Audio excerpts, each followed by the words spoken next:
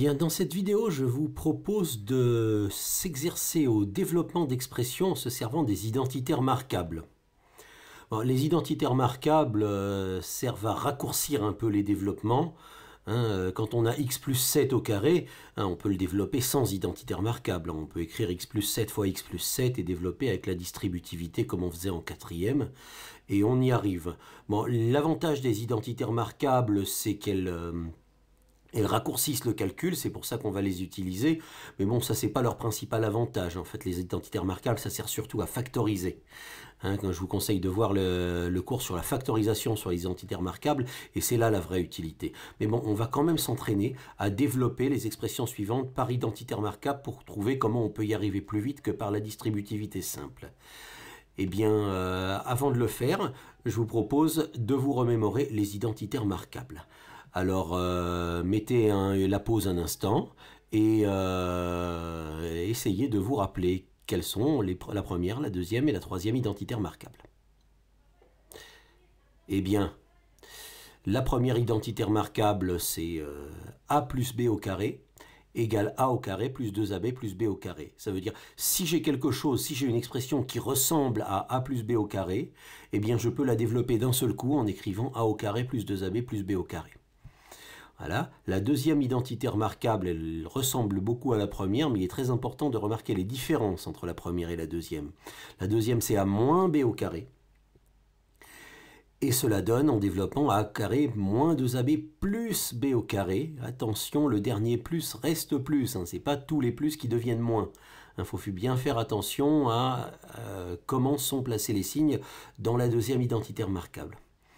Et bon, la troisième identité remarquable, c'est ce qui reste logiquement. Quand on a fait a plus b fois a plus b, et quand on a fait a moins b fois a moins b, il reste a plus b fois a moins b, qui est égal à a au carré moins b au carré. Voilà, nous avons trois identités remarquables, et nous avons, à gauche de l'écran, 4 expressions à développer qui ressemblent à ces identités remarquables. Alors mettez la pause un petit instant, et essayez de les développer en vous servant de ces identités que maintenant vous avez sous les yeux.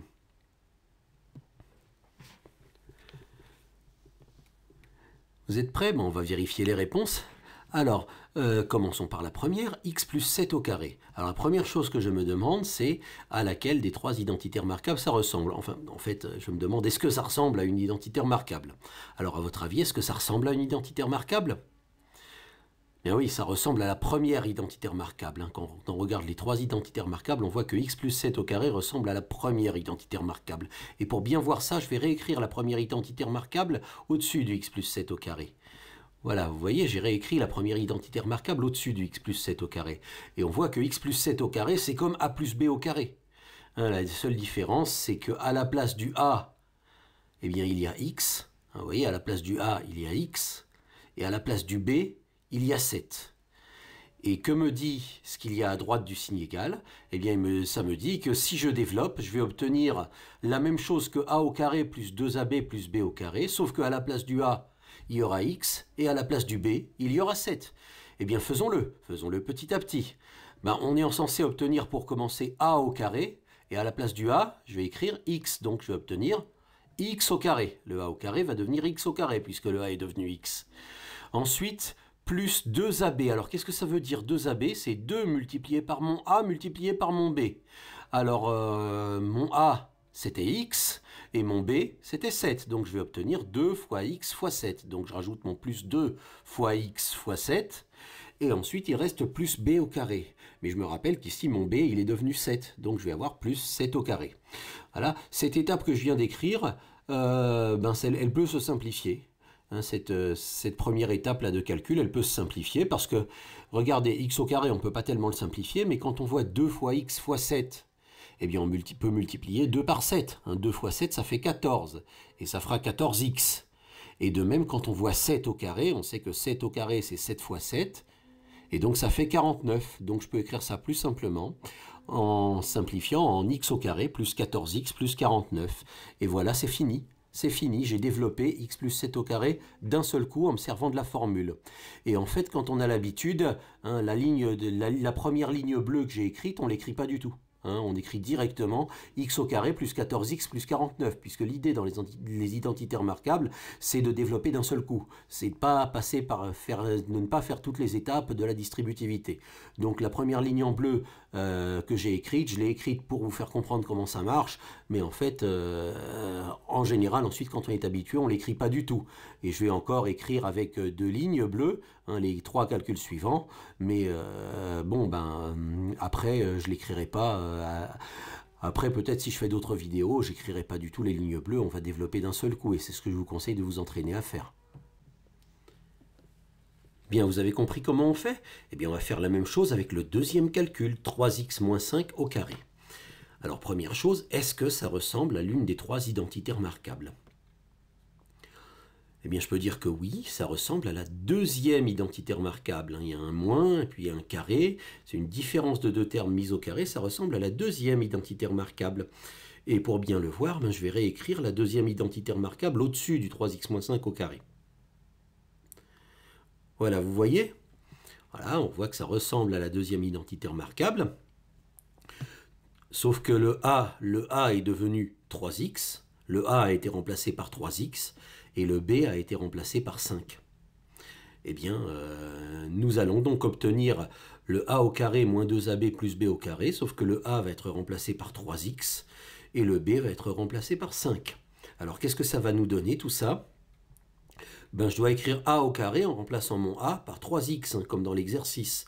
Donc, ça va me faire 3x au carré. Attention, comme tout le 3x doit être au carré, il faut absolument que j'écrive 3x entre parenthèses, hein. Voilà, c'est 3x en entier qui est mis au carré, parce que c'est tout le A qui a été mis au carré. Si je ne mets pas les parenthèses, d'après les règles de priorité, il n'y aura que le x qui sera mis au carré, et donc ce ne sera pas comme je le veux. D'accord? Donc dans ce cas-là, quand vous êtes dans un cas comme ça, n'oubliez pas, c'est 3x entre parenthèses au carré. Voilà. Ensuite, moins 2AB. Moins 2AB qui veut dire moins 2 fois A fois B. Alors, moins 2 fois mon A, c'était 3x, fois B, qui était 5. Donc, c'est moins 2 fois 3x fois 5. Voilà, moins 2 fois A fois B est devenu moins 2 fois 3x fois 5. J'ai remplacé A par 3x et B par 5, comme je l'avais dit. Plus B au carré, eh bien, mon B, c'est 5. Donc, je remplace B par 5, donc ça fait plus 5 au carré. Eh bien, maintenant, on va calculer tout ça. Alors, le 3x élevé au carré, d'après les lois de puissance que l'on connaît, si vous ne les connaissez pas, je vous engage à aller voir le chapitre de puissance de 3e ou de 4e. 3x mis au carré, le 3 est élevé au carré, va donc donner 9. Un 3 au carré, ça fait 9. Et le x aussi est élevé au carré, donc ça va me donner 9x au carré. Je retiens mon 9x au carré. Et ensuite, 2 fois 3 fois 5, 2 fois 3 fois 5, c'est facile à calculer. 2 fois 3, 6, 6 fois 5, 30, ça va donc me donner moins 30x. J'oublie pas qu'il y a un x qui traîne. Et plus 5 au carré, 5 au carré, c'est 5 fois 5, 25. Donc ça va être plus 25. Le résultat final que j'obtiens est donc 9x au carré moins 30x plus 25. Et quand on aura un peu plus d'expérience, on écrira d'un seul coup le résultat final. Et on ne fera pas l'étape intermédiaire que j'ai faite. Prenez quand même un instant pour bien remarquer, bien comprendre que que la dernière ligne correspond bien à la ligne précédente qui a été simplifiée. Suivant, x plus 4 fois x moins 4. Est-ce que ça ressemble à l'une des trois identités remarquables? Si ça ne ressemble pas, je fais la distributivité. Si ça ressemble, je fais une identité remarquable. Eh bien oui, là, ça ressemble à la troisième identité remarquable. J'ai x plus 4 fois x moins 4, c'est pareil, ça ressemble à a plus b fois a moins b. Pour bien le voir, j'écris l'identité remarquable au-dessus. A plus b fois a moins b. Et là, on voit bien que dans les deux cas, attention, c'est très important de vérifier, dans les deux cas, dans les deux parenthèses, mon A a été remplacé par X. Et dans les deux parenthèses, mon B a été remplacé par 4. Et c'est pour ça que la troisième identité remarquable va marcher. Si vous remarquez que le A n'a pas été remplacé par la même chose, ou le B n'a pas été remplacé par la même chose dans les deux parenthèses, alors ça n'est pas une identité remarquable, vous ne pouvez pas développer comme ça. Dans ce cas-là, il faudra faire la distributivité. Par exemple, si j'ai x plus 4 fois x moins 5, là, comme ce n'est pas le même B dans les parenthèses, je suis obligé de le faire par la distributivité, ça ne sera pas une identité remarquable. Maintenant, ici, j'ai x plus 4 fois x moins 4, les nombres que j'ajoute sont les mêmes que ceux que je retranche l'un à l'autre. C'est une identité remarquable, donc je vais obtenir à droite de mon signe égal quelque chose qui ressemble à a au carré moins b au carré, sauf que mon a, il est devenu x, et mon b il est devenu 4. Donc a au carré, je remplace a par x, ça me donne x au carré, moins b au carré, je remplace b par 4, ça me donne moins 4 au carré. Et là, en calculant, la seule calcul que je peux faire ici, c'est 4 au carré. Ben, 4 au carré, ça fait combien? C'est 4 fois 4, ça fait 16. Donc je peux écrire que tout ceci est égal à x au carré moins 16. Et évidemment, ça, en s'habituant, on le fera d'un seul coup et on ne le fera pas en 2 lignes. D'accord? Ben, maintenant, la dernière. Alors la dernière, est-ce qu'elle ressemble à l'une des 3 identités remarquables? Eh bien, on est tenté de dire qu'elle ressemble à la troisième. La seule différence, c'est qu'on a le moins d'abord et le plus après. Le moins dans la première parenthèse et le plus dans la deuxième parenthèse. Ça ne correspond pas tout à fait à ce que j'ai écrit dans le cadre. Mais vous savez que quand on multiplie deux nombres, on peut intervertir l'ordre des deux nombres que l'on multiplie, et ça ne change pas le résultat de la multiplication. Si j'ai 3 fois 5, c'est pareil que 5 fois 3. Si j'ai 9 fois 8, c'est pareil que 8 fois 9. Donc je peux intervertir l'ordre des nombres que je multiplie. Et ma troisième identité remarquable, je peux intervertir le a plus b et le a moins b, et je peux tout aussi bien l'écrire a moins b fois a plus b. Comme j'ai écrit ici, égal a au carré moins b au carré. Et ça marche quand même, c'est quand même considéré comme étant la troisième identité remarquable. Alors on va quand même vérifier que ça correspond, c'est-à-dire que le a est devenu la même chose dans les deux parenthèses, et que le b est devenu la même chose dans les deux parenthèses. Ben oui, dans les deux cas, mon a est devenu 9, et mon b est devenu 5a. Donc je vais remplacer a par 9 et b par 5a. Donc a au carré va devenir 9 au carré. Voilà, et b au carré va devenir 5a au carré, mais alors c'est comme dans le deuxième exercice, il ne faut pas oublier de mettre les parenthèses autour du 5a, parce que le 5a entier doit être mis au carré, pas seulement le a. Donc ça s'écrit comme ceci. Et maintenant, si on veut simplifier, eh bien on calcule ce qu'on peut. Un 9 au carré, ça fait 81, c'est 9 fois 9. Et 5a au carré, eh bien le 5, je peux élever le 5 au carré, ça fera 5 fois 5, 25. Et ça me donnera 25a carré, cette fois sans parenthèse. Voilà, ça me donnera donc 81 moins 25a au carré. Et ceci termine les 4 petits exemples simples pour vous aider à démarrer dans les identités remarquables.